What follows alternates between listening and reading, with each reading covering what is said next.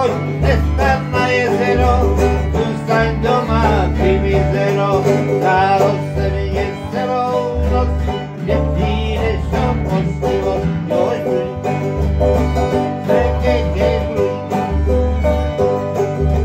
nemá dcera, nemá stádík, je severu jí se spohání, je to holka myslící, nevěří návodníci. První šátek navošila, hláka se s ní prolomila a pospanilé jíci si šáhli 4 vodníci.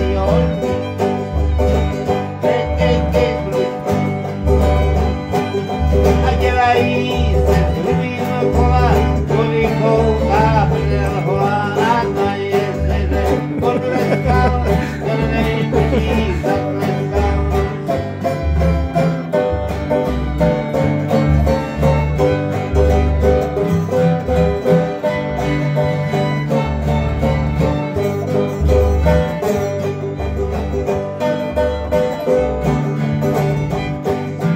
Za rok na to podle chaty běhal vodník šupinatý, potoval, že se narodil, potrat vody vyhodil.